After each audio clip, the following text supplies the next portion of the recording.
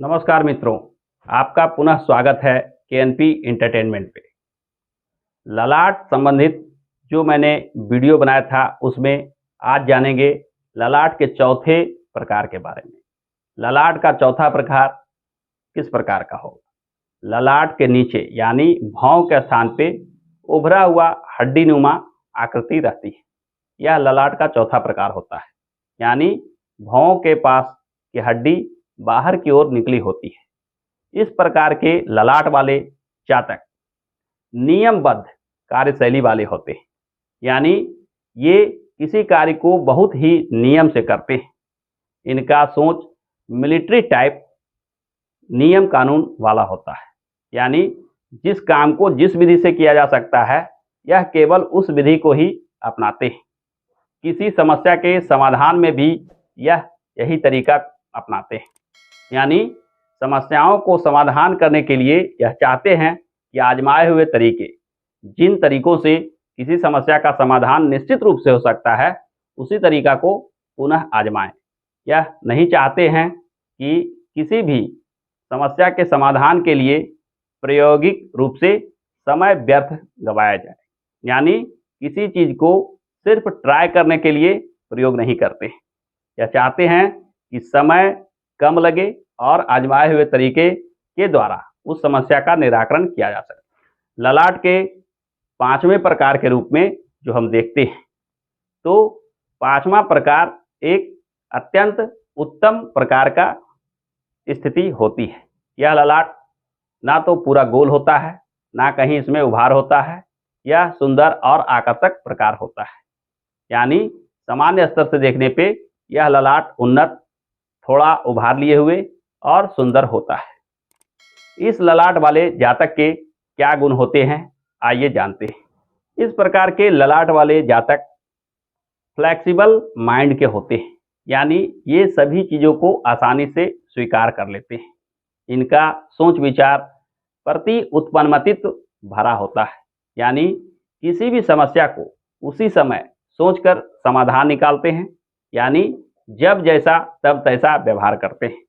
यह किसी भी समस्या के समाधान के लिए कोई आजमाए हुए तरीका का ना तो प्रशंसा करते हैं, ना तो विरोध करते हैं।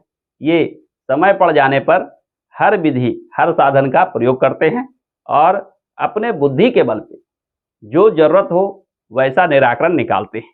यानी ऐसे जातक जो सामान्य उन्नत किस्म के ललाट रखते हैं, वे तीव्र बुद्धि वाले, अत्यंत आसानी से समस्याओं का समाधान कर देने वाले, हरफन मौला, यानी हर प्रकार का ज्ञान रखने वाले होते हैं।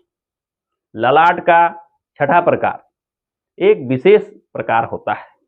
इसमें भौं के नज़दीक का जो स्थान होता है वह स्थान थोड़ा उभार लिए हुए होता है। इसे एक इच्छा शक्ति रखने वाला ललाट के रूप में देखते हैं। जिन जातकों के ललाट के मध्य भौं के स्थान पे उभार लिए हुए हो, तो यह निश्चित मानिए कि यह जातक विल पावर के धनी होते हैं। ये अपने इच्छा शक्ति के बल पे प्रत्येक कार्य को अंजाम तक पहुंचाते हैं। ये किसी भी समस्या का निराकरण के लिए कोई खास तरीका नहीं अपनाते। यह जो भी तरीका अपनाते हैं उस पर लगकर अपने इच्छा शक्ति के बल पे उसे पूर्ण करके रखते हैं। ये जातक जिनका इस प्रकार का ललाट हो वह जीवन में पूर्णतः सफल होते हैं।